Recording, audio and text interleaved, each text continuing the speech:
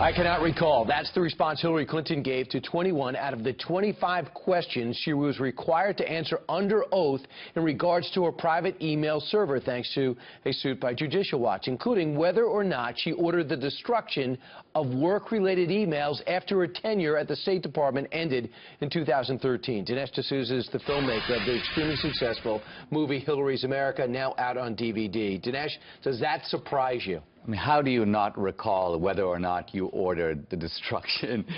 So, in other words, I think this is almost like one of these things where she's trained to deny because she doesn't want to have something incriminating that she says.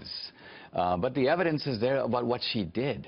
She basically, she objected to most of the questions Judicial Watch submitted, saying she didn't want to, but she was forced to answer it. It doesn't really surprise me. The other thing I found astounding is they found emails that said, urged everyone to make sure they use State Department servers. Meanwhile, they said, you wrote that email. Why didn't you adhere to it? She goes, just because my name's on the email doesn't mean I wrote the email. Does that suffice? Well, I mean, we all know that if you're a high-level official, there are things that come out under your name, but it's your responsibility to review them, and you are accountable for them. So that, I think, is a disingenuous response. So 1,200 emails a day are coming out from WikiLeaks, and like you and I were conflicted about this outside hacking organization playing a role in our political process. However, well, I'm not conflicted about it because it looks to me, Brian, that WikiLeaks has now become the investigative journalism of America. Yeah. The mainstream media is not doing it. In a sense, they've become... Well, we can't get access to this private stuff. You don't... Well, you know, when you see a news report behind the scenes, well, WikiLeaks is behind the scenes. You get a window into the soul of how these Democrats talk when they are in private. Okay. So we differ on that. Let's talk about what has been revealed. It seems like that there's an interchange belief, and take a look at this.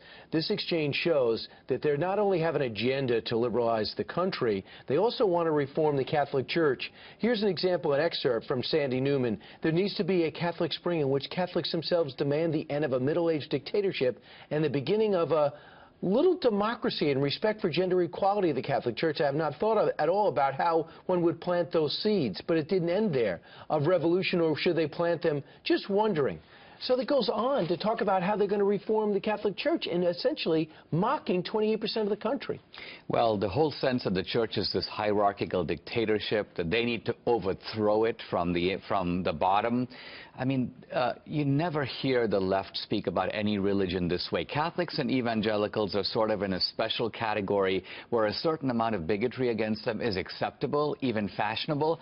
Think of whether they'd say something like this about Islam. We need a medieval Muslim religion. Can you imagine them saying that? They not only would they not dare, politically they give favorable treatment not only to the Muslim religion but also to no religion. Get your movie on DVD. It's really excellent. It's just out on DVD and it's doing very well. #1 on Amazon. It does not surprise me, especially how successful it was in theaters. Thanks so much.